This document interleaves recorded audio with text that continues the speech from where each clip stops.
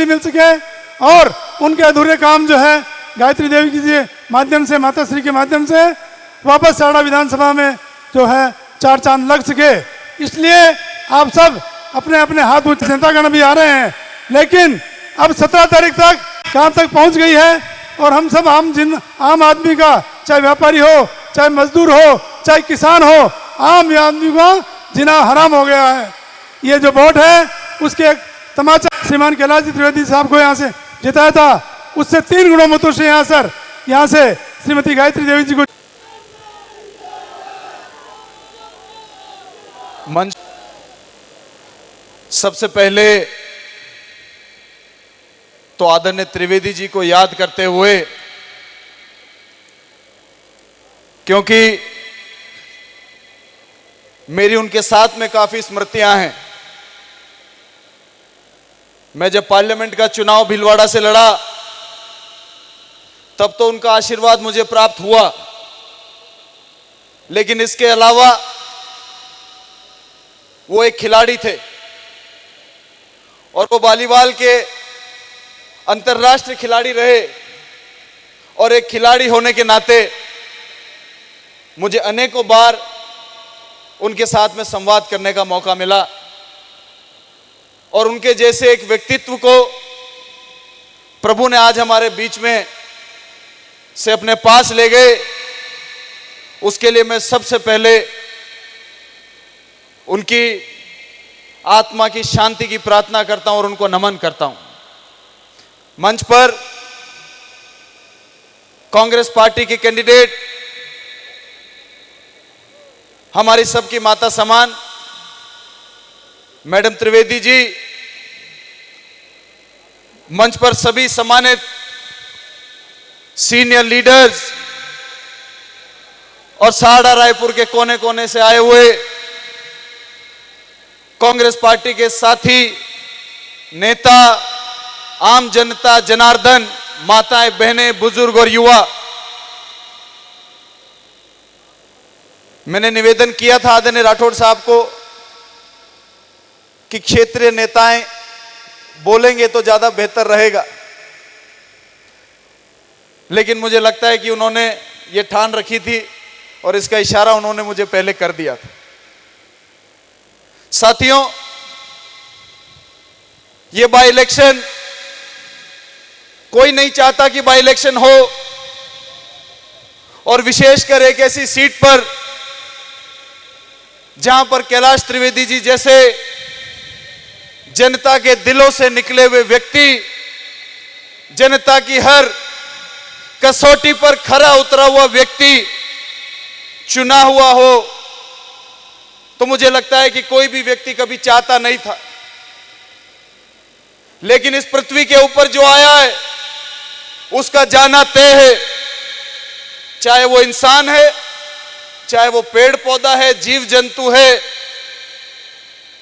जो कुछ इस धरती पर आया है उसकी एक जीवन निश्चित है, समय सीमा निश्चित है। लेकिन जब ये बाई इलेक्शन आपके और हमारे ऊपर आ गया है तो हमको देखना होगा कि आज देश के हालात क्या हैं और इस प्रदेश के हालात क्या हैं। इस राजस्थान की धरती पर आप लोगों ने देखा पिछले 1 साल से उसी कोरोना महामारी जिसने हमारे विधायक जी को हमारे से छीन लिया, उसके खिलाफ प्रदेश के मुख्यमंत्री ने रात को 2-2, 3-3 बजे तक काम करते हुए, निरंतर मीटिंग्स लेते हुए समाज के हर वर्ग को, चाहे वो पिछड़े इलाके से हो, चाहे वो शहरों से हो, चाहे वो किसी भी जाति के हो, चाहे वो किसी भी धर्म के हो, चाहे वो मेवाड़ के हो, चाहे मारवाड़ के हो, चाहे जयपुर भरतपुर के हो, एक एक व्यक्ति की जिंदगी कैसे बचे, इसको लेकर माननीय मुख्यमंत्री जी ने दिन रात इस राजस्थान की धरती के ऊपर काम किया। और आज मुझे गर्व है ये बताते हुए कि इस पूरे देश के अंदर, बल्कि देश नहीं पूरी दुनिया के अंदर अगर सबसे कम मृत्यु दर कोरोना के प्रकोप से रही है तो वो ये राजस्थान प्रदेश, अगर सबसे ज्यादा जल्दी कोरोना के मरीज अगर कहीं ठीक हुए तो वो राजस्थान की धरती है, वो चाहे भीलवाड़ा मॉडल हो, वो चाहे एसएमएस मॉडल हो। देश और दुनिया में अगर अपना नाम किसी ने इस दौरान बनाया है तो माननीय मुख्यमंत्री जी और माननीय आपके बीच में 1-1.5 महीने से 2 महीने से माननीय चिकित्सा मंत्री रघु शर्मा जी और उनकी पूरी टीम, इसकी ये देन है कि आज हम इतने चैन से और इतने आराम से यहां पर बैठे हुए हैं और राजस्थान का एक एक व्यक्ति इस कोरोना की जंग को जीतकर अपने घर पर आराम से बैठा हुआ है। राजनीतिक परिस्थितियां आपसे हमसे छुपी नहीं है। 2014 के अंदर मैं भी यहां पार्लियामेंट का चुनाव लड़ा था और मुझे आज भी याद आते हैं वो दिन। याद तो क्यों नहीं आएंगे, मेरा एक भी बाल सफेद नहीं था। 7-8 सालों में इस मोदी राज से लड़ते लड़ते काफी बाल सफेद हो गए हैं। दूर से नहीं दिख रहे, मुझे दिखते हैं। इनसे लड़ना क्यों पड़ रहा है, इनसे संघर्ष क्यों करना पड़ रहा है? क्योंकि ये लोग लोकतंत्र में विश्वास नहीं करते। ये वो लोग हैं जो भगवान के नाम पर भाई को भाई से लड़ाना चाहते हैं, हिंदू को मुसलमान से लड़ाना चाहते हैं, जातियों को जातियों से लड़ाना चाहते हैं और अंत में जो ये चाहते हैं वो है केवल राज। आपने देखा 5 महीने से भारत का किसान दिल्ली की सड़कों पर बैठा हुआ है। भरी सर्दी के अंदर -2 डिग्री टेम्परेचर के अंदर 250 किसानों की जान चली गई, लेकिन इनके दिल में उनके लिए संवेदना नहीं है, उन किसानों की इनको चिंता नहीं है। क्यों? क्योंकि अगर उनकी चिंता होती तो कोरोना काल के अंदर ये काले कानून लाकर इस देश के किसानों की कमाई को अपने मित्रों की जेब में डालने का काम ये घिनौना धंधा देश का प्रधानमंत्री नहीं करता यदि देश के किसानों के प्रति उनकी संवेदना होती। और हम राजनीति करते हैं, उसूलों की राजनीति करते हैं, व्यवहार की राजनीति करते हैं, इंसानियत की राजनीति करते हैं, समाजों को बचाने की राजनीति करते हैं, देश में एकता और अखंडता की राजनीति करते हैं, इस राष्ट्र को मजबूत करने की राजनीति करते हैं। यदि इस राष्ट्र को तोड़ने का कोई काम कर रहा है तो आज इस देश का प्रधानमंत्री है। ये बीजेपी के लोग हैं जो धर्म के झंडे की आड़ में इस देश के लोगों का मान सम्मान, भाईचारा, पैसा सब कुछ लूटना चाहते हैं। ये सोचना पड़ेगा। और मैं कई बार सोचता हूं कि मुझे दुख इस बात का नहीं है कि देश का प्रधानमंत्री ऐसे कर रहा है, मुझे दुख इस बात का नहीं है कि देश का गृह मंत्री देश के लोगों के खिलाफ षड्यंत्र कर रहा है। वो तो हम देख रहे हैं 7 सालों से। लेकिन दुख इस बात का होता है कि लोकतंत्र में बैठे लोग चुप बैठे हुए हैं, बोलने की हिम्मत नहीं कर रहे हैं, आवाज नहीं उठाना चाहते हैं। इस भीड़ के अंदर ये जो हजारों हजार को आज जनसैलाब नॉमिनेशन के लिए आया है, आप लोग मुझे बताएं कि यहां किस व्यक्ति को पता नहीं है कि देश का प्रधानमंत्री झूठ बोलता है? भैया झूठ बोलता है कि नहीं बोलता है? देश के प्रधानमंत्री झूठ बोलते हैं कि नहीं बोलते? थोड़ा जोर से बताओगे तो पता लगेगा। बोलते हैं। नोटबंदी के नाम पर देश को लूटने का काम बीजेपी के नेताओं ने, प्रधानमंत्री जी ने किया कि नहीं किया? जीएसटी के नाम पर छोटे बड़े व्यापारियों को, इंडस्ट्रीज को, इंडस्ट्रियलिस्ट को बर्बाद करने का काम भी इन्होंने किया। लेकिन फिर भी ये बच जाते हैं और ये वोट फिर भी ले जाते हैं। उसकी वजह पता है आपको? उसकी वजह है कि इन्होंने धर्म का झंडा ओढ़ रखा है। धर्म के नाम पर आपको लूटना चाहते हैं। अरे मैं भी कहता हूं कि अगर भारत में राम मंदिर नहीं बनेगा तो कहां बनेगा? बनना चाहिए, निष्पक्षता से बनना चाहिए और इस भारत की धरती पर बनना चाहिए। लेकिन मैं तो व्हाट्सएप सोशल मीडिया पर देख रहा हूं कि लोगों के चेक बाउंस हो रहे। क्या ये बात सही है क्या? हालांकि व्हाट्सएप और सोशल मीडिया की खबरों को मैं झूठी मानता हूं। ये वही लोग हैं जो भगवान राम के नाम पर नोट ले रहे हैं। ये वही लोग हैं जो भगवान राम के नाम पर वोट ले रहे हैं। ये वही लोग हैं जो भगवान राम के नाम पर किसान को मार रहे हैं। ये वही लोग हैं जो भगवान राम के नाम पर आपकी आवाज को दबाना चाहते हैं। ये वही लोग हैं जो भगवान के नाम पर लोकतंत्र को खत्म करना चाहते हैं, तानाशाही को बढ़ावा देना चाहते हैं। ये वही लोग हैं साथियों, और इनके चेक बाउंस हो रहे हैं। आज पूरा भीलवाड़ा और पूरा देश और प्रदेश इनकी निष्ठा को देख रहा है, इनकी भावनाओं को देख रहा है, इनके अंदर छुपी हुई बेईमानी को देख रहा है।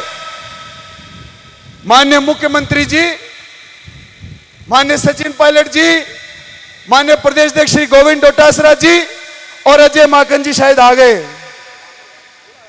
ठीक है, मगर जब तक वो आएंगे तब तक तो मैं बोलूंगा।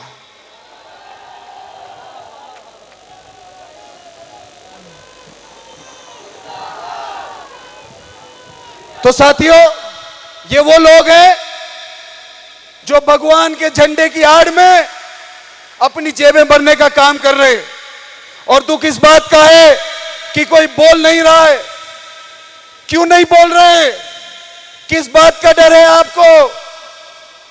ये डर निकालने के लिए हमारे देश के महात्मा गांधी जी ने, पंडित जवाहरलाल नेहरू ने, शहीद भगत सिंह ने, चंद्रशेखर आजाद ने, राजगुरु ने, सुखदेव ने फांसी को चूम लिया, जेलों में रहे, अंग्रेजों की लाठियां खाई।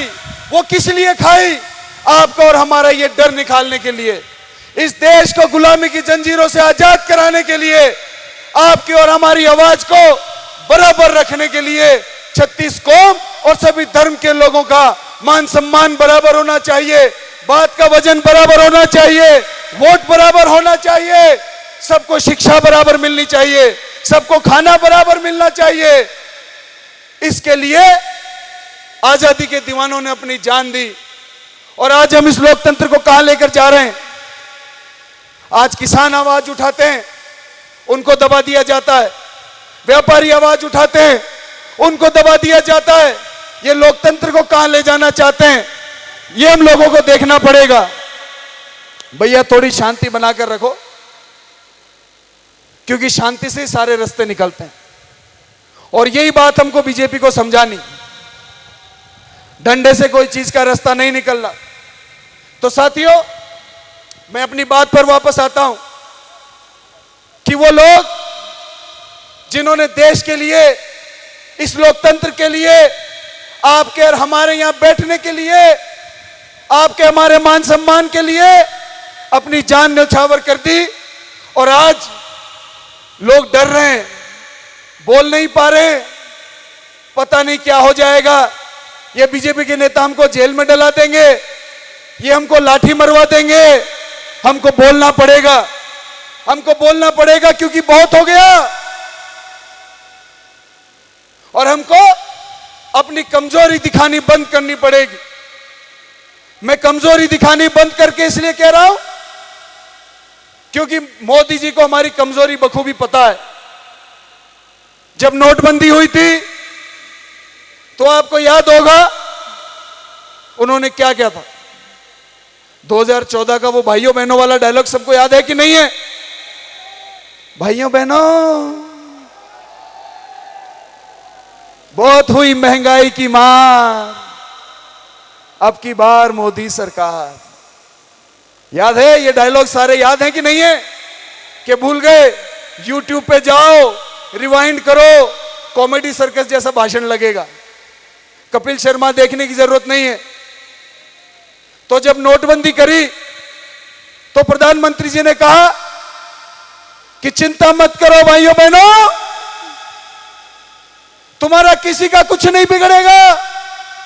ये बड़े बड़े काले धन वालों को मैं जेल में डाल दूंगा भाइयों बहनों, और सबको बराबर कर दूंगा।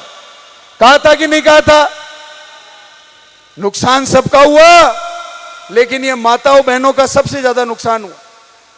इनके प्राइवेट बैंक डिस्क्लोज हो गए। कोई राखी दिवाली के 100 50 20 रुपए करके जो 2000 5000 इन्होंने इकट्ठे कर रखे थे, वो आज तक भी वापस इकट्ठे नहीं हुए। उधर सुन रही है माताएं बहनें, गलत बोल रहा हूं कि सही बोल रहा हूं? सही बोल रहा हूं ना? वो पाजा भेड़ा नोया, अब वो भी कौन है? यो मोदी बैठे रहो को ना, जब तक तांगा बेड़ा ना हो पीसा पाजा, ध्यान रख लीजिए ये बात हमारी। तो जब नोटबंदी करी तो कहा भाइयों बहनों चिंता मत करो, तुमको तो 5-10 दिन बैंकों के धक्के खाने हैं, ये बड़े बड़े काले धन वालों को मैं जेल में डाल दूंगा। भाइयों बहनों, लोगों ने देखा वाह मोदी जी वाह, मजा ही आ गया। ऐसा नेता चाहिए। हर आदमी को बड़े आदमी से समस्या तो होती है, ये कैसे गाड़ी में घूम रहा है, बड़ी बड़ी कार वाले बड़े बड़े बंगले वाले तो जेल में ही जाने चाहिए। हुआ था ना ये। इसकी एक कहानी बताता हूं कि आपके हमारी जो कमजोर नस इन्होंने कैसे पकड़ी। एक बार आपके मेरे जैसा एक महादेव जी का भक्त था। मैं हर जगह बताता हूं इसको समझाने के लिए, क्योंकि हमारा देश बड़ा प्राचीन देश है, हमारी संस्कृति बड़ी प्राचीन है। कि बाकी की जो बातें हैं, बातें बहुत हैं और बहुत सारी बातें करनी है। वो आप लोगों के गांव में जब आएंगे, कार्यकर्ताओं के साथ में करेंगे। माननीय मुख्यमंत्री जी का मंच पर बहुत बहुत आप लोगों की ओर से स्वागत करना चाहता हूं। माननीय सचिन पायलट जी, आदरणीय गोविंद डोटासरा जी, और हमारे दिल्ली से general secretary in charge Shri Ajay Maken ji का बहुत बहुत स्वागत करता हूं, और क्षेत्रीय नेताओं को माइक संभालना चाहता हूं। बाकी की बात आगे करेंगे। बहुत बहुत धन्यवाद। हमारे बीच में सम्माननीय अशोक जी गहलोत साहब, डोटासरा साहब, माकन साहब, सचिन जी पायलट साहब पधार चुके हैं।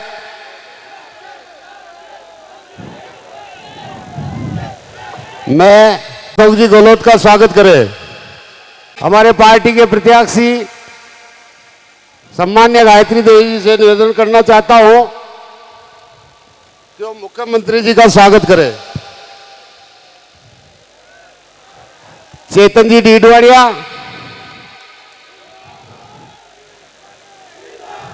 और रामपाल जी शर्मा सम्मान्य अजय जी माखन का स्वागत करें। चेतन जी आप करो, कसवा जी आप चले जाओ साथ में। गोविंद जी डोटासरा हमारे प्रदेश अध्यक्ष का सम्मान्य शंकर लाल जी जाट और धीरज जी गुजर से निवेदन करूंगा कि वो उनका स्वागत करें। गोविंद जी डोटासरा का ब्लॉक कांग्रेस कमेटी के अध्यक्ष शंकर लाल जी जाट और धीरज जी गुजर से निवेदन करूंगा कि वो स्वागत करें। सचिन जी पायलट साहब का सम्मान्य रामलाल जी जाट साहब, सम्मान्य शिवसार सिंह जी बाड़ी, नगर अध्यक्ष जी हिरण जी, नगर परिषद के चेयरमैन साहब सचिन जी पायलट साहब का स्वागत करेंगे। इसी क्रम में मैं सम्मान्य धीरज जी गुजर से निवेदन करना चाहता हूं कि वो पधारे और इस आम सभा को संबोधित करें। आप सबका आशीर्वाद की अपील करवा के लिए अपना बचमा आयत का राजस्थान का मुख्यमंत्री आदरणीय अशोक गहलोत जी, अखिल भारतीय कांग्रेस कमेटी का महासचिव, प्रदेश कांग्रेस कमेटी का अध्यक्ष गोविंद डोटासरा जी, राजस्थान प्रदेश कांग्रेस कमेटी का पूर्व अध्यक्ष पूर्व उप मुख्यमंत्री सचिन पायलट जी, कोरोना के अंदर हिंदुस्तान के अंदर सब मजबूती लड़ाई लड़वाला चिकित्सा मंत्री अशोक गहलोत जी, धर्मेंद्र राठौर जी, जितेंद्र सिंह जी मंच पे बैठे थे का 36 करोड़ देवी देवता जी को नाम भूल जाओ नाराज हो जावे। और जाने आप आशीर्वाद देवा के लिए अटे उपस्थित हुए आप सब लोग। बहन गायत्री देवी जी सब करसा बांटा हो और ज्यादा लंबी चौड़ी बात देखो, मैं बहुत छोटी 2-3 बात मैंने पूछूं। या बताओ कि दूध छाली का गलतियां में आवे कि बोबा में आवे? या बताओ थन में आवे कि छाले गलतियां में आवे? तो बाणु दूध दे वाली गाय तो कांग्रेस है और छाली का गलतियां बीजेपी है। अगर राजस्थान में राज कांग्रेस को है और यह 2.5 साल के अंदर जो भी आपका काम हो, मंत्री जी के ने कहे कि हमारा गांव में यो काम कर दो, हमारी विधानसभा में यो ओसरो दी दो। पंडा जी ने कितने साल को दी दो? 5 साल का ओसरा में भगवान वहां ने 2.5 साल में खुद को ने बुला लिया। तो आधा 2.5 साल को ओसरो देवा की जिम्मेदारी वहां की पत्नी ने है, वहां की धर्म पत्नी गायत्री देवी ने। कांग्रेस टिकट दी दो है और यह आपकी जिम्मेदारी है कि थाका गांव का पंडा की जगह दूसरो आदमी था की सेवा न कर सके, इसलिए सेवा करवाने पंडा जी की पत्नी नहीं मेल जो। यही बात आपने खेपा के लिए आपके बच में आयो। याद रखजो, किसान कारीगर कांग्रेस की राशि एक है, भय भूख भ्रष्टाचार और भाजपा की राशि एक है, इसलिए कांग्रेस के साथ रहो, फायदा में रहो। धन्यवाद। राम राम, जय हिंद, जय भारत। राजस्थान कांग्रेस कमेटी के उपाध्यक्ष, पूर्व मंत्री और आपके और हमारे सबके और खास तौर से मेरे प्रिय मित्र रामलाल जी जाट से निवेदन करूंगा कि पधारे हो और भाषण दें। बोलो 12 गांव में पानी पहुंचायो, लेकिन साड़ा रायपुर का वे गांव, सुवना का वे गांव, कई तहसील का बकाया मैं धन्यवाद देकर भी है उठे चंबल को पानी पहुंची। यो वादो ई बोर्ड का माध्यम उत्ता हो, यो काम आपने करनो।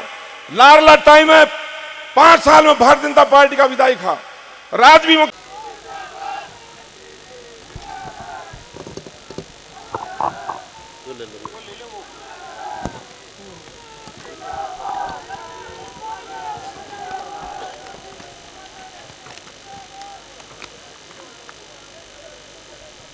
बोलो 4 भुजा नाथ की, बेरू जी बावजी की।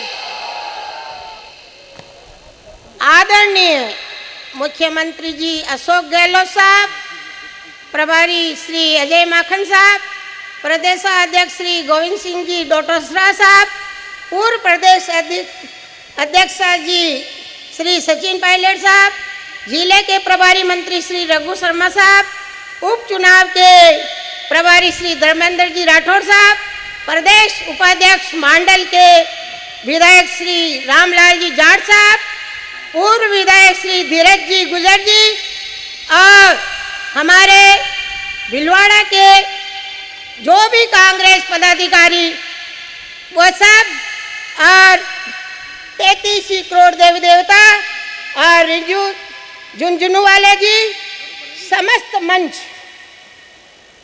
पार्टी ने जो भरोसा मुझ पर जताया है उस पर मैं खरी उतरूंगी।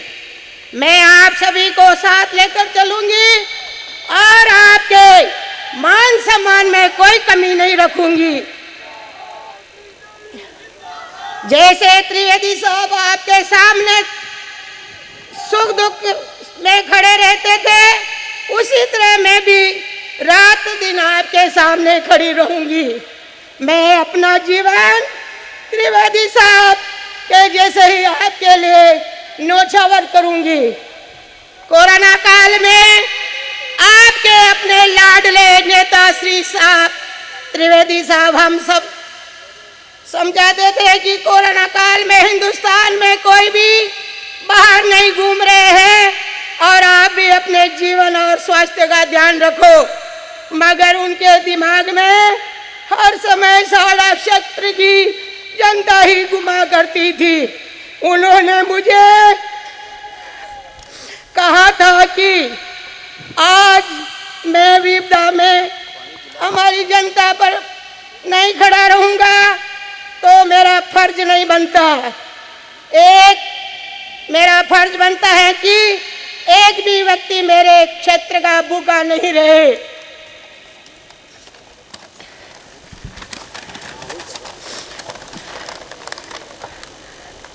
परेशान ना रहे। उन्होंने पूरे कोरोना काल में जनता की सेवा और बाहर फंसे हुए व्यक्तियों को अपने घरों तक पहुंचाने का काम भी किया और इसी दौरान वो कोरोना से संक्रमित हो गए। आज हमारे ये दिन देखना पड़ रहा है। मैंने और मेरे परिवार ने जो खोया है उसकी भरपाई तो मैं आज कोई नहीं कर सकता है, लेकिन मैं आज आपके सामने इसीलिए खड़ी हूँ कि उनके अधूरे सपने को पूरा करूँगी और यही उनके प्रति हम सभी लोगों की सच्ची श्रद्धांजलि होगी। उन्हीं के तरह मेरे खून का एक एक कतरा आपके लिए न्योछावर कर दूंगी। जब तक जान में जान है तब तक मैं आपकी सेवा ही करूंगी, कोशिश करूंगी। सभी माताओं बहनों बड़े बुजुर्गों के मान सम्मान में कोई कमी नहीं रखूंगी। गहलोत सरकार ने साड़ा के विकास के लिए कोई कमी नहीं रखी। त्रिवेदी साहब ने गंगापुर और रायपुर हॉस्पिटल सोनोग्राफी मशीनें, रायपुर में कोर्ट, गंगापुर में राजकीय महाविद्यालय, रायपुर महाविद्यालय को स्नातकोत्तर में गणमोन्नत और गहलोत साहब द्वारा त्रिवेदी जी के अधूरे कार्य, गंगापुर में ट्रोमा सेंटर कन्या महाविद्यालय, रायपुर और गंगापुर में चंबल का पानी और साड़ा के लिए करोड़ों विकास के कार्य स्वीकृत कराए हैं। ऐसे में आपके आशीर्वाद से विधायक बनकर सभी विकास कार्य को मैं पूरा करूंगी। जय हिंद। अब मैं हमारे नगर पालिका के उपाध्यक्ष भाई धर्मेंद्र जी, जो भारतीय जनता पार्टी के उपाध्यक्ष हैं, इसके साथ ही मोमेंटो पहनाने के लिए जो नगर पालिका के चेयरमैन साहब सहित और सभी समाज के लोग संबोधित करेंगे। आप सब लोगों से निवेदन करना चाहता हूं कि गायत्री देवी जी ने जिस तरह आप सब लोगों के विश्वास किए और वो भावुक हुए, साड़ा विधानसभा क्षेत्र का ही नहीं पूरे जिले का प्रत्येक व्यक्ति गायत्री देवी जी के साथ। आप सभी शांति रखिए। आपकी आवाज पे सम्मान्य हमारे नेता और पूर्व राजस्थान प्रदेश कांग्रेस कमेटी के अध्यक्ष सम्मान्य सचिन जी पायलट साहब से निवेदन करूंगा, वो पधारे और आशीर्वचन प्रदान करें।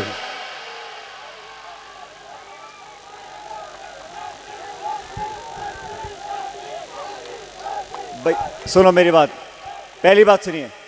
ये सभा हो रही है, चुनाव की सभा है। आप कृपया करके शांति बना के रखिए और अनुशासन में सबकी बात सुनो। ज़्यादा आप लोग चिल्लाओगे फिर रामलाल जी गुस्सा आ जाएगा, फिर डांटेंगे आप लोगों को। राजस्थान के मुख्यमंत्री सम्मानीय अशोक गहलोत साहब, एआईसीसी के महासचिव, प्रदेश के प्रभारी अजय माखन जी, पीसीसी के अध्यक्ष गोविंद डोटासरा साहब, कांग्रेस पार्टी की हम सब की उम्मीदवार आदरणीय गायत्री देवी जी, मंच पर सभी बहुत से नेतागण हैं, मैं सबका नाम नहीं लूँगा, मंत्रीगण, विधायकगण, पूर्व विधायकगण, पार्टी के पदाधिकारीगण और आज की सभा में मौजूद आए हुए सभी नागरिक बंधुओं, किसान भाइयों, नौजवान दोस्तों, माताओं, बहनों, बुजुर्गों और बच्चों।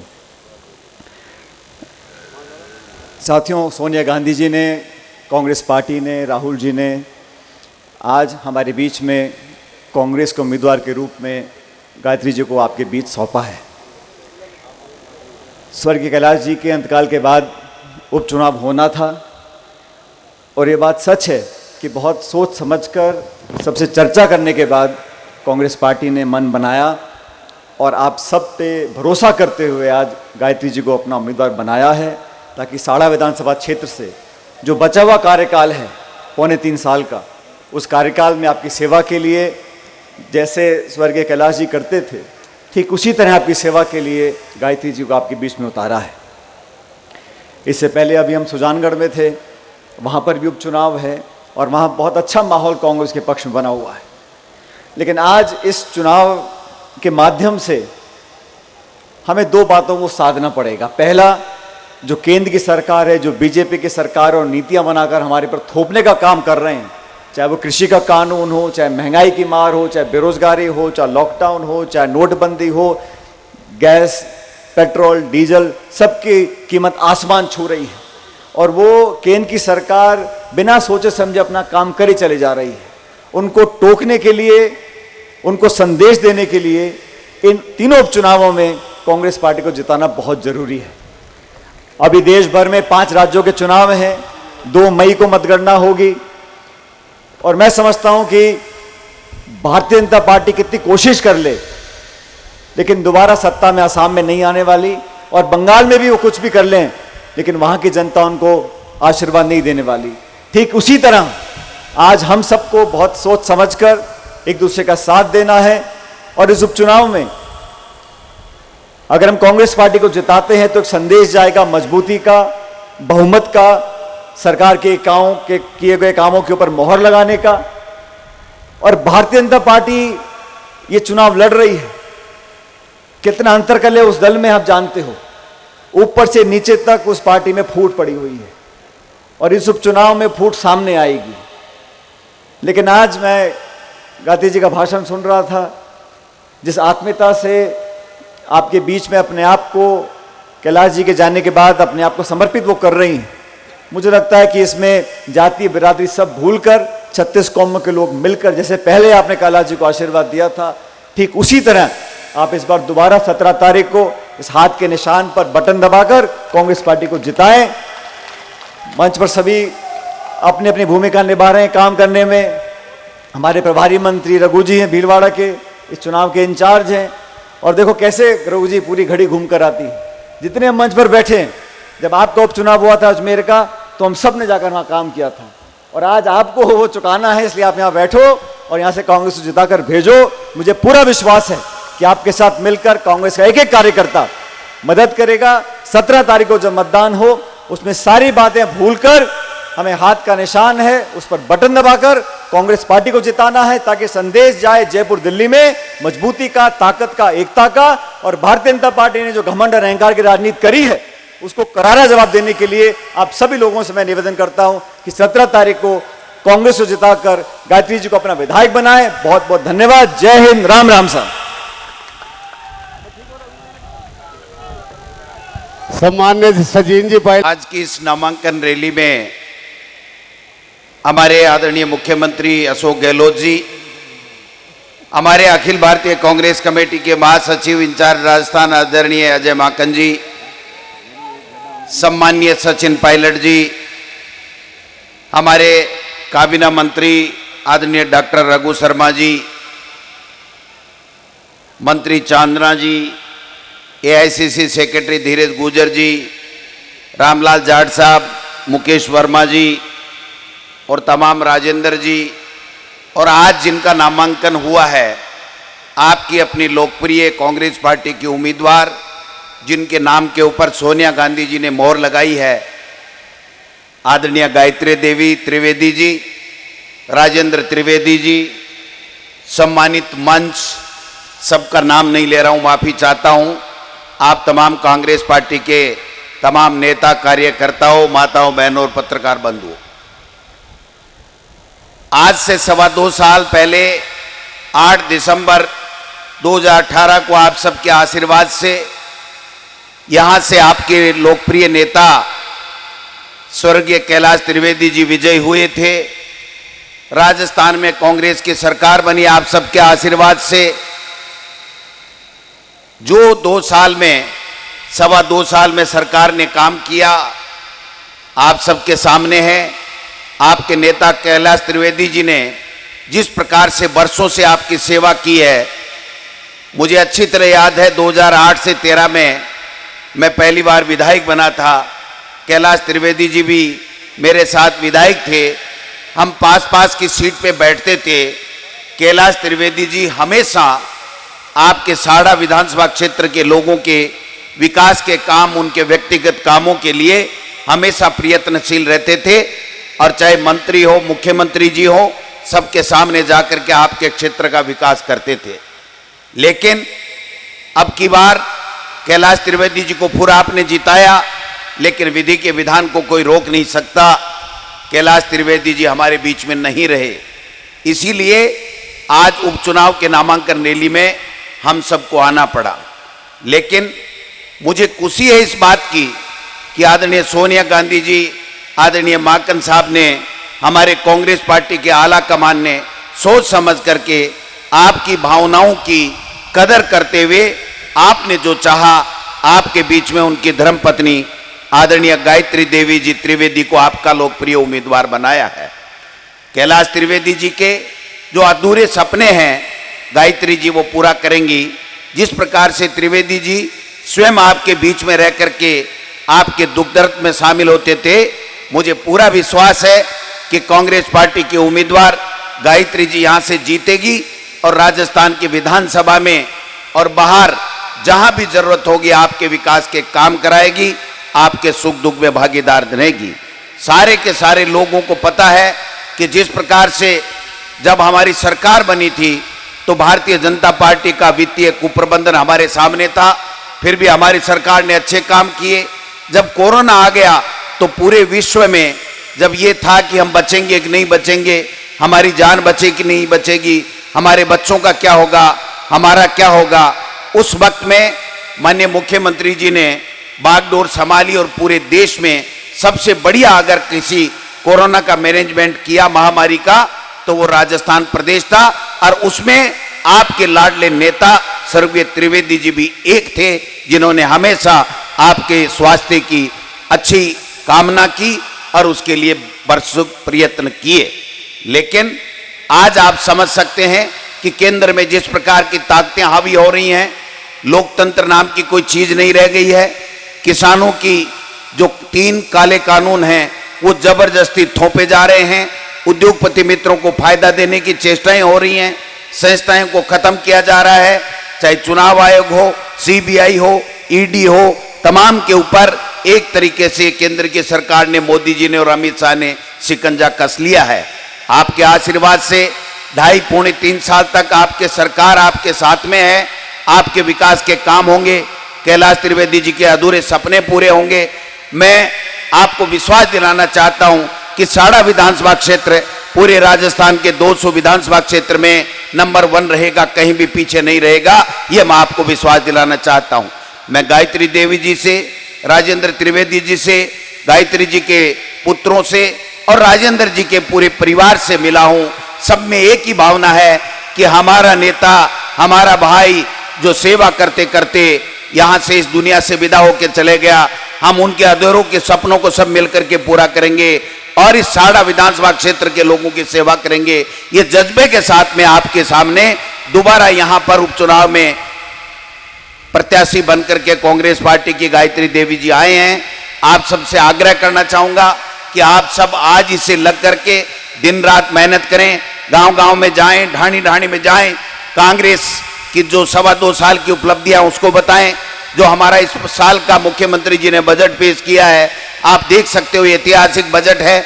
अगली बार से कृषि के लिए अलग से बजट होगा। आपने देखा कहां जहां पीएचसी, सीएचसी, जहां पर विद्यालय, कॉलेज और स्वर्गीय त्रिवेदी जी के नाम से यहां पर कन्या महाविद्यालय खोलने का काम हमारी सरकार ने किया है। इस विकास की गति को आगे बढ़ाना है। साहड़ा विधानसभा क्षेत्र को 200 विधानसभा क्षेत्रों में अव्वल बनाना है। आपके सुख दुख के साथी आदरणीय गायत्री देवी जी आपके बीच में है। आप स्वयं कैलाश त्रिवेदी बनकर के गांव-गांव, ढाणी-ढाणी में जाइए और कांग्रेस प्रत्याशी के रूप में गायत्री देवी जी को चुनाव जिता करके 17 अप्रैल को जब वोट पड़े तो वो हाथ के मशीन के हाथ के निशान के ऊपर वोट पड़े और खुद का ही वोट नहीं पड़े, जितने भी लोग हैं उनके वोट डलवाएं और यहां से विजयी, यहां से गायत्री देवी जी को विजयी बनाएं। ऐसा कोई इस विधानसभा क्षेत्र में व्यक्ति नहीं होगा जो जिसके सुख दुख में कैलाश त्रिवेदी जी नहीं गए हों। यहां ऐसा कोई गांव नहीं होगा जहां पर कैलाश त्रिवेदी जी ने कहीं पीएससी, सीएससी, सब सेंटर, सड़क, स्कूल, पानी, बिजली कुछ न कुछ कराया होगा। तो मैं समझता हूं आज समय आ गया है कि हमें उनको सच्ची श्रद्धांजलि देनी है। उनके अधूरे सपनों को पूरा करने के लिए हम सबको मेहनत करनी है और इस मेहनत के साथ में आने वाली 17 अप्रैल को कांग्रेस को वोट दीजिए और 2 मई को जब रिजल्ट आए तो कैलाश त्रिवेदी जी को सच्ची श्रद्धांजलि होगी कि राजस्थान में 3 उपचुनाव जो अब हो रहे हैं उसमें सबसे ज्यादा वोटों से आपका साड़ा विधानसभा क्षेत्र की आपकी अपनी लाडली गायत्री देवी जी चुनाव जीते हैं। आप सब आए पधारे, इसके लिए संगठन की तरफ से आपको बहुत बहुत धन्यवाद। जय हिंद, जय भारत। परम आदरणीय अशोक गहलोत साहब, प्रदेश अध्यक्ष दोतासरा साहब, सचिन पायलट जी, मंच पर बैठे हुए तमाम हमारे कांग्रेस के वरिष्ठ नेतागण, आप सब लोगों के इस इलाके की होने वाली विधायिका बहन गायत्री देवी जी और यहाँ पर उपस्थित तमाम साथियों, भाइयों और बहनों, मैं बहुत ही संक्षिप्त में 1 मिनट में अपनी बात को रखूँगा, क्योंकि उसके बाद में गहलोत साहब ने यहाँ पे विस्तार से बताएंगे और उसके बाद अभी हमारे को एक और कार्यक्रम में जाना है। साथियों, कैलाश त्रिवेदी जी से मेरी मुलाकात पिछले वर्ष हुई और हम लोग लगभग 30 दिन तक एक साथ में रहे और बहुत ही सभ्य इंसान, बहुत ही मृदुभाषी, हमेशा चेहरे पे मुस्कान रहने वाला एक इंसान, और मुझे जान करके खुशी हुई और थोड़ा सा दुख भी हुआ उनके आकस्मिक जाने का। जब हम लोग सर्वे करवा रहे थे और सर्वे के अंदर जब रिपोर्ट आई तो हर रिपोर्ट ये कहती थी कि कैलाश त्रिवेदी जी को यहाँ की जनता बहुत चाहती है, बहुत मानती है, और जितना विकास का काम और ईमानदारी के साथ में कैलाश त्रिवेदी जी ने कराया, बहुत ही कम चुने हुए प्रतिनिधि होते हैं जो इतना काम कराते हैं, और इस प्रकार के विधायक आपके यहाँ पर थे। आप लोग सबके सब लोग सौभाग्यशाली भी हैं, लेकिन दुर्भाग्य से काल ने उनको बहुत जल्द हम लोगों से छीन लिया। आज ऐसे समय के ऊपर मैं केवल 2 बातें कहना चाहता हूं। एक तो सबसे पहले कि आप लोगों को मैं अखिल भारतीय कांग्रेस कमेटी की ओर से महासचिव होने के नाते, कांग्रेस अध्यक्षा श्रीमती सोनिया गांधी और राहुल गांधी जी की ओर से एक बात केवल कम से कम कहना चाहता हूं कि ये 2.5 वर्ष आगे आने वाले समय के कांग्रेस के प्रत्याशी के रूप में गायत्री देवी जी को यहां से जिता दें। यहां पर विकास की गंगा हम लोग यहां पर बहाएंगे, ये कांग्रेस पार्टी की तरफ से हम लोग आपको यहां पे वायदा और गारंटी करके जाना चाहते हैं। और दूसरी बात, तमाम हमारे कांग्रेस के कार्यकर्ताओं से कहना चाहता हूं, नेताओं से कहना चाहता हूं, सब लोग ये कह रहे हैं कि हम लोग यहां पर ये सीट जीतेंगे, आसानी से जीतेंगे, लेकिन हर लड़ाई बहुत कठिन लड़ाई होती।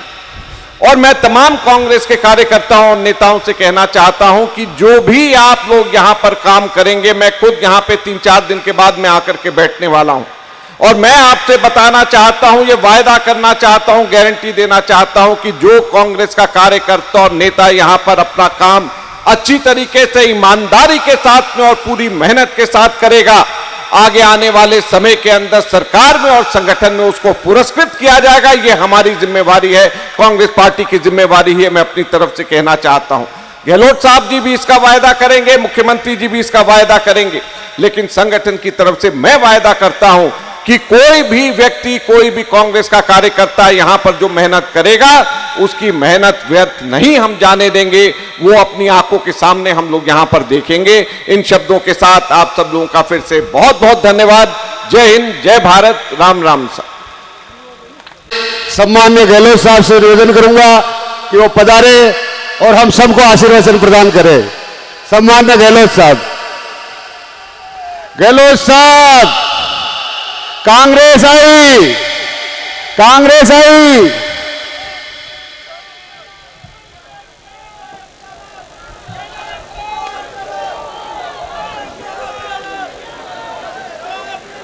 हमारे प्रभारी महामंत्री AICC अजय माकन साहब, गोविंद दोतासरा साहब प्रदेश अध्यक्ष, हमारे पूर्व अध्यक्ष सचिन पायलट साहब, हमारे प्रभारी मंत्री रघु शर्मा जी, अशोक चांदना जी, धीरज गुर्जर जी, सचिव AICC, आदरणीय श्रीमती गायत्री देवी जी, कांग्रेस के उम्मीदवार, विधायक रामलाल जाट साहब, जिला अध्यक्ष रामपाल शर्मा जी, जीजू झुंझुनवाला जी, हंगामीलाल जी मेवाड़ा, विवेक धाकर जी, धर्मेंद्र राठौड़ साहब प्रभारी, मुकेश वर्मा जी सचिव, राम सिंह जी कटरा साहब सचिव PCC, चेतन रिजवानिया जी PC सदस्य, कैलाश व्यास जी हमारे पूर्व जिला अध्यक्ष, वरिष्ठ नेता, पूर्व यूआईटी चेयरमैन अक्षय त्रिपाठी जी, राजेंद्र त्रिवेदी जी, पूर्व प्रधान राजपुर, शंकरलाल जी जाट साहब, ब्लॉक कांग्रेस अध्यक्ष साड़ा, शिवराज सिंह जी, ब्लॉक कांग्रेस अध्यक्ष रायपुर, प्रधान पंचायत समिति, बदीलाल जी जाट साहब, उपाध्यक्ष, अनिल डांगी जी, दिनेश तेली जी, श्रीमती रेखा हिरण, संजय हिरण जी, श्रीमती ज्योति उपाध्याय, श्याम पुरोहित जी, डॉक्टर जितेंद्र सिंह जी हमारे वरिष्ठ नेता, ओम नारायण वाला जी, राजेंद्र भट्ट जी और कई हमारे नेता बैठे हैं। तमाम नेतागण, बुजुर्गों, भाई और बहनों, माताओं, नौजवान दोस्तों, मुझे खुशी है कि आज आपके बीच में आने का सौभाग्य मिला। कैलाश त्रिवेदी जी हमारे बीच नहीं रहे और ये हमारे सबके लिए बहुत ही आघात पहुंचा जब कभी सुना, जिसने भी विश्वास नहीं हुआ। वे बीमार थे और करीब करीब हमेशा मैंने उनसे बात करी अस्पताल के अंदर। बाद में उनको शिफ्ट करना पड़ा दिल्ली के अंदर, पर आप सबकी दुआएं उनके साथ थी। उसके बाद में भी हम लोग उनको बचा नहीं पाए, इस बात का बहुत दुख है। अब करीब 2.5 साल बाकी बचे हैं सरकार को, उसके बाद में आपको फैसला करना आगे का। इसलिए चुनाव बहुत महत्वपूर्ण है। एक प्रकार से सच्ची श्रद्धांजलि उनके प्रति यही है कि कांग्रेस प्रेसिडेंट सोनिया गांधी जी ने एक महिला को उम्मीदवार बनाया, उनकी पत्नी को उम्मीदवार बनाया। और गायत्री जी पहले भी प्रधान रही है, वो प्रधान के रूप में काम करना जानती भी है, आपके सुख दुख में काम आएंगी।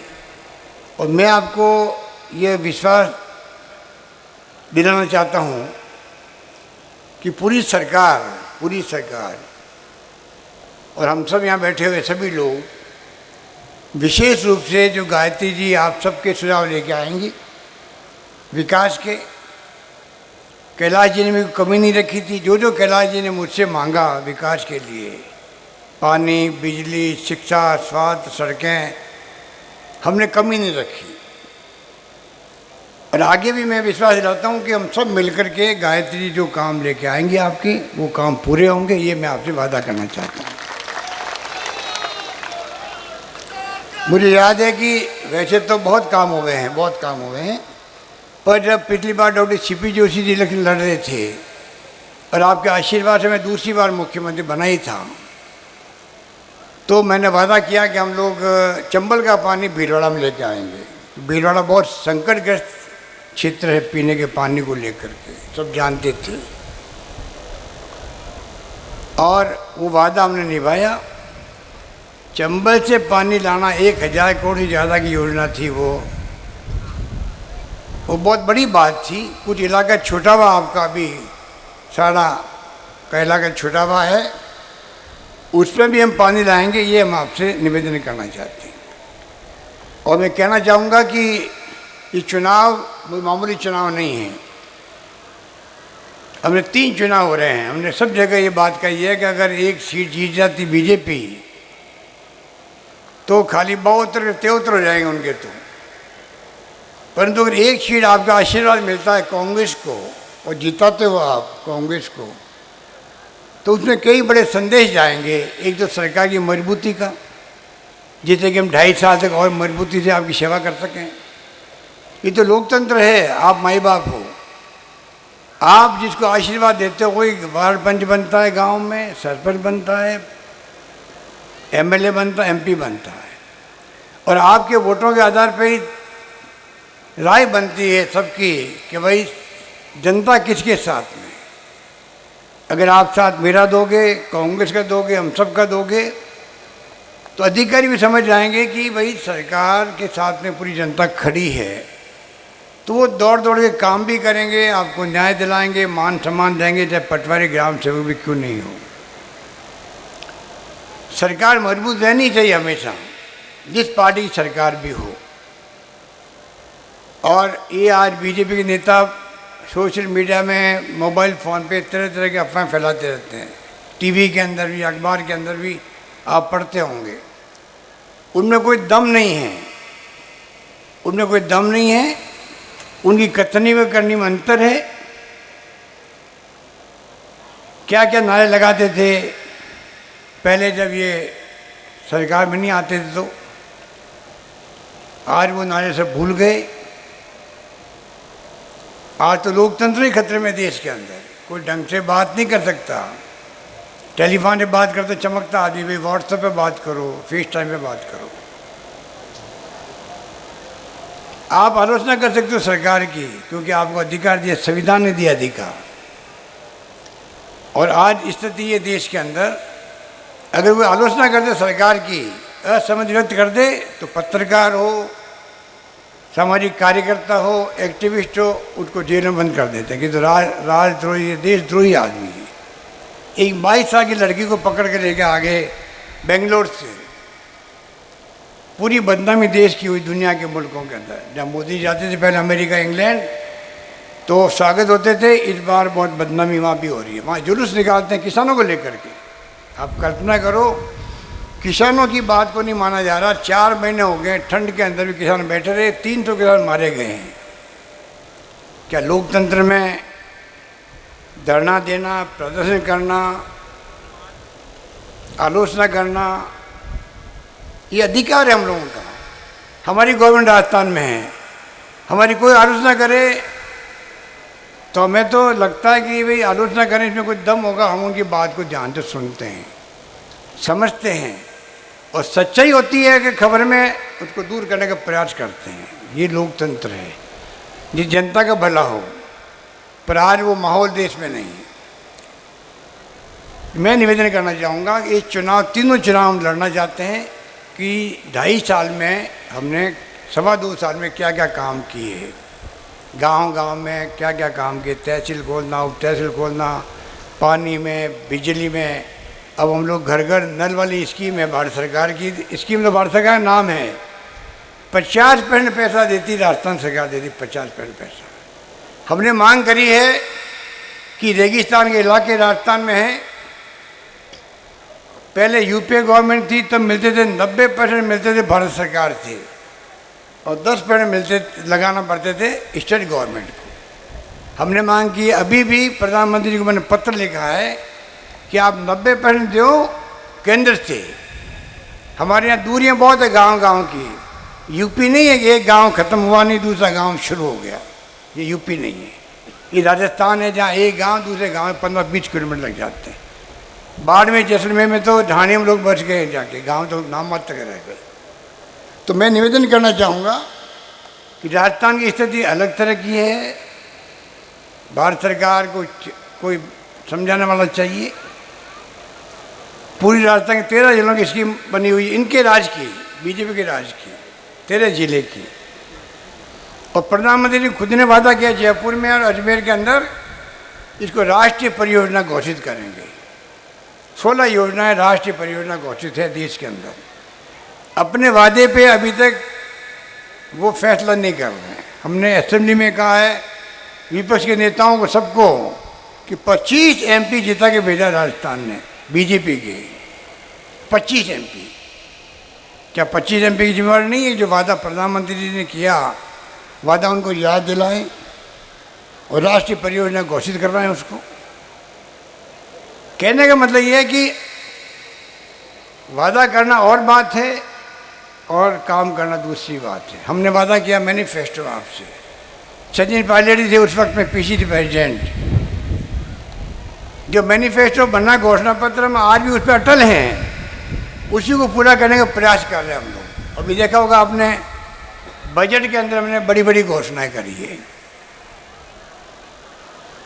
मैं आपको निवेदन करूंगा, आप लोग खुद भी अपने घर में बच्चे होते हैं, सबको कहो, उस पर आप पर विचार विमर्श करें। क्या क्या फ़ायदा आपके परिवार को मिल सकता है, गांव को मिल सकता है, तहसील को मिल सकता है।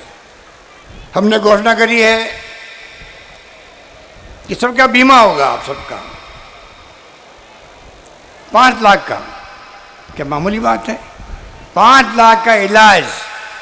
आपका परिवार का कोई व्यक्ति बीमार होगा तो 5 लाख रुपए खर्च जो है आपको 1 रुपया नहीं देना पड़ेगा। पूरा पैसा सरकार देगी, 5 लाख का बीमा। और बीमे की रकम भी आपको नहीं भरनी है, वो सरकार भरेगी। 3000 करोड़ रुपया खर्च करेगी सरकार, 400 करोड़ देगी खाली केंद्र सरकार। और वो नाम लेके आगे अपने खुद की हमने नई योजना बनाई है चिरंजीवी। परसों से उसका रजिस्ट्रेशन शुरू होगा आपके गांव गांव के अंदर, ग्राम पंचायतों के अंदर।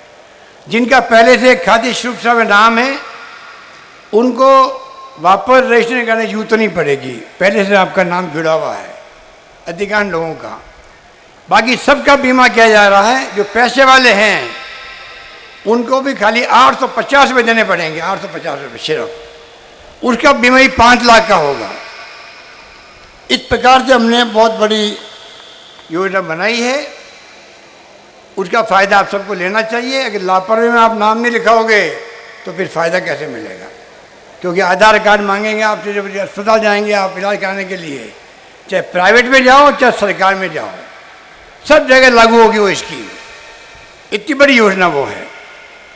इसलिए मैं आपको उदाहरण दे रहा हूँ। एक तो ये ऐसे हमने कई फैसले किए हैं। जो आर्थिक रूप से कमज़ोर लोग हैं, जो SC के नहीं है, ST के नहीं है, OBC के नहीं है, उनको ही छूट देती है, फीस के अंदर भी और आयु के अंदर भी। बड़ा फैसला हमने किया है। अभी मेरे यहाँ पे कोई 500-700 लोग आए धन्यवाद देने के लिए। साहब बहुत बड़ा फैसला आपने किया हमारे लिए। कहने का मतलब है महिलाओं के लिए हमने कॉलेज खोली है, कैलाश के नाम की। आपके यहाँ 4 कॉलेज हमने खोली है महिलाओं के नाम की, जो चारों हमारे विधायक साथी थे। हमें दुख है कि वो चारों साथी अभी जाने लायक थे नहीं और चले गए। हमने महिलाओं के नाम से उनके कॉलेज खोल दिए सब जगह। और ये भी कह दिया आगे भविष्य में हम चाहते महिलाएं पढ़े, महिलाओं का एम्पावरमेंट हो, सशक्तिकरण हो। तो हमने कहा जिन गांव में कस्बों में 500 लड़कियां पढ़ेगी स्कूल के अंदर, उस स्कूल को कॉलेज बना दिया जाएगा। ये हमने फैसला किया। हम चाहते हैं कि गांव में हम लोग भेजते लड़कियों को, बड़े बड़े शहरों में भेजते नहीं, कई बार अपन जानते हैं कई कारण होते हैं। तो गांव में कस्बे में ही कॉलेज खुल जाए आपके। तो इस प्रकार से हमने जो कई वादे किए थे आपसे वो पूरे किए हैं। कृषि कानून जो 3 लागू, वो हमने लागू नहीं किए। पार्लियामेंट ऐसे नहीं बुला के हमने कहा भी ये कानून गलत है, नए कानून बनाए, वो रोके पड़े अपने राज्यपाल महोदय के यहाँ। आगे भेज नहीं रहे, वो राष्ट्रपति जी को नहीं भेज रहे हैं। आपको दिन में बिजली मिलने का हमने फैसला किया। 15 जिले मिलने लग गए दिन को बिजली, क्योंकि रात भर किसान को जागना पड़ता। रबी के अंदर सर्दी में तकलीफ आते थे। 15 जिले में लागू हो गई। 15 जिले में अगले 1.5 साल में लागू हो जाएगी। इस प्रकार हम चाहते दिन को बिजली मिले सब किसानों को, वो हमने फैसला किया है। पशुपालकों को 2 रुपये प्रति लीटर दूध का बोनस दे रहे हैं हम लोग, जो राजस्थान देश में कहीं नहीं है, राजस्थान दे रहा है वहाँ पर। इस प्रकार से कोरोना आ गया। कोरोना में हमने रात दिन नहीं किया, जिससे कि कोरोना काल के अंदर लोगों का जीवन बच सके। जीवन बचाना जरूरी था और आजीविका बचाना जरूरी थी। लॉकडाउन में रहे हम लोग, काम धंधे बंद हो गए, घरों में बंद रहना पड़ा हम लोगों को, पर सरकार ने कमी नहीं आने दी। सरकार ने खाने का सामान की व्यवस्था करी। MLA के थ्रू हमने MLA फंड से करवाया। सूखा अनाज जो संस्थाएं थी उन्होंने खूब किया। ये वाला बैठा है, इन्होंने, इनकी फैक्ट्री ने काफ़ी काम किया। तो इस प्रकार काम सबने मिलके किया। हमने कहा राजस्थान सतर्क है और एक नारा दिया, कोई भूखा नहीं सोना चाहिए उस वक्त में। और मुझे खुशी है आप सबके सहयोग से उसको निभाया गया। हर व्यक्ति घर में तलाश की गई, कोई तकलीफ में नहीं रहे। और तो और जो बिल्कुल गरीब लोग थे उनको मैंने 3 बार पैसे भेजे। 1000 एक बार, दूसरी बार 1000, फिर एक बार 1500 रुपये भेजे। 3500 रुपये भेजे उनके घरों के अंदर। अभी मैंने असेंबली में और घोषणा करी है और कल से पैसा आने लग जाएगा उन परिवारों में। 35 लाख परिवार है। 1000 करोड़ रुपये, 1000 रुपये और आएंगे कल परसों उनके बैंक खाते में आ जाएंगे राजस्थान भर के अंदर, उन गरीबों के अंदर आएंगे। और 1000 और 2000 का मैंने वादा किया अभी बजट के अंदर। 1000 तो अभी आ जाएगा, कल परसों आ जाएगा, फिर 2-3 महीने रुक करके फिर 1000 आएगा। इस प्रकार से हम चाहते हैं, उनकी कमर टूट चुकी है। वो दिन पर मजदूरी करके खाने वाले लोग थे, डेस्टिट्यूट थे, असहाय थे, ठेले वाले थे, रेडी वाले थे, उनको हमने सर्वे करवाया और 35 लाख लोगों को हम लोगों ने घर बैठे हुए 3,500 पहले दिए, कल देंगे तो 4,500 देंगे, फिर 1,000 और देंगे उनको। कहने का मतलब ये है कि हमने पूरी तरह ध्यान रखा, इलाज की बहुत शानदार व्यवस्था करी। रघु शर्मा जी हमारे स्वास्थ्य मंत्री बैठे हैं, 200 वीडियो कॉन्फ्रेंसिंग करी होगी हम लोगों ने, सरपंच तक से बात करी मैंने खुद ने। आजकल तो वीडियो कॉन्फ्रेंसिंग होती है, ऐसी तकनीकी आ गई है, सबको समझाया ध्यान रखो। मैं आपको भी कहना चाहता हूँ, ये कोरोना वापस फैलने लग गया है थोड़ा बहुत पूरे देश के अंदर। आप लोग भी गांव में बहुत कम गया, इसलिए लोग लापरवाह है, शहरों में लापरवाह हो गए। उनको लापरवाह नहीं होना चाहिए, उनको चाहिए कि वो मास्क लगाए, हाथ धोए, बार बार दूरी बनाए रखे, तब जाके बचाव होगा। वरना आज महाराष्ट्र के अंदर 30,000 लोग प्रतिदिन आने लग गए कोरोना वाले, 3-4 से लोग मरने लग गए वहाँ पर। आप बताइए, तो ये फैलता हुआ वक्त पता नहीं लगता है, कृपा करके उसमें आप ध्यान रखें। इसलिए मैं कहना चाहूँगा कि हम लोगों ने जो योजनाएं प्रारंभ करी, वो तो आपकी भीलवाड़ा का मॉडल पूरे देश में, दुनिया में गया। जब भीलवाड़ा में पहली बार कोरोना आया था, लोग मारे गए थे, तब जो मॉडल बना यहाँ पर, उनकी इतनी तारीफ हुई देश के अंदर, दुनिया के अंदर, सबने उसी मॉडल को अपनाया है। इसलिए मैं कहना चाहूँगा कि काम तो बहुत सारे हुए हैं और आज किसान बैठे हुए हैं तो हमें बहुत तकलीफ हो रही है। हमने किसानों को भी वसुंधरा जी के वक्त में, चुनाव के वक्त में उन्होंने 833 रुपये दे दिए किसानों को,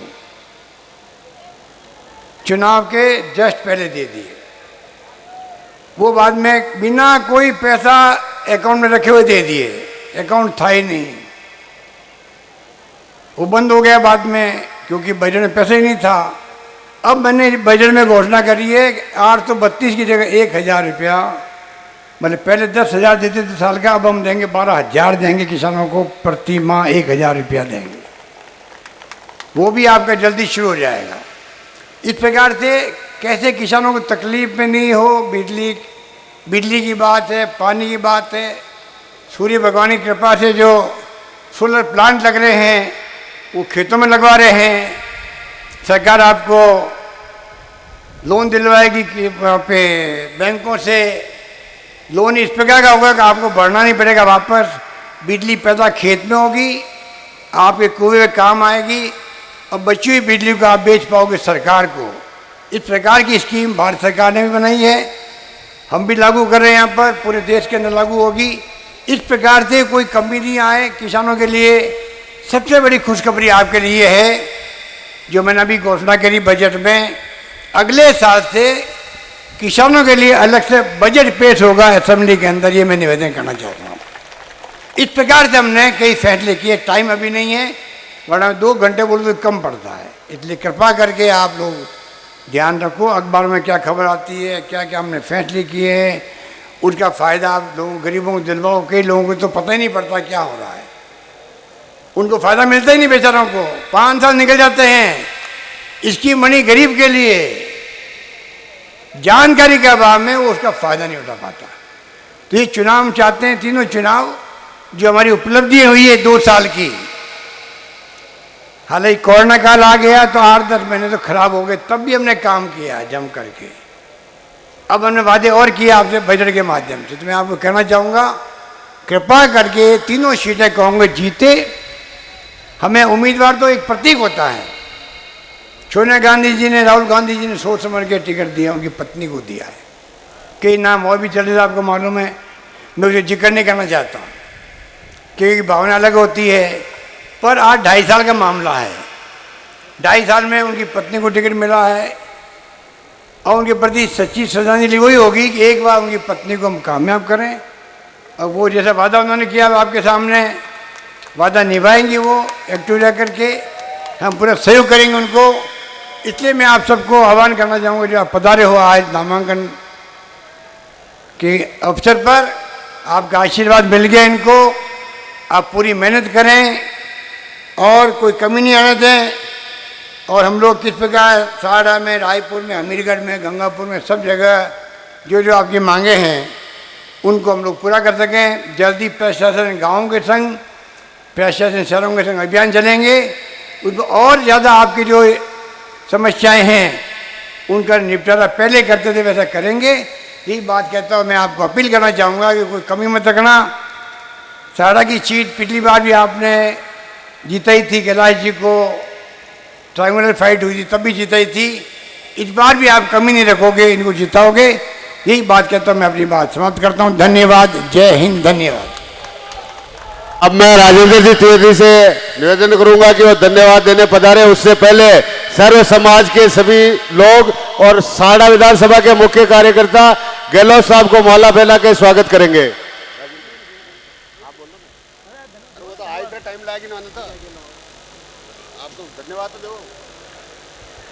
माननीय गहलोत साहब, डोटासरा साहब, पायलट साहब, अजय जी माकन, आप सब इस धूप की घड़ी में पधारे हैं, इसके लिए मैं और ये कांग्रेस पार्टी के सभी नेता आपके हृदय से आभारी हैं। और आप 17 तारीख को कांग्रेस पार्टी को वोट देकर के विजय बनाएं, तभी कैलाश त्रिवेदी को सच्ची श्रद्धांजलि होगी। धन्यवाद, जय हिंद।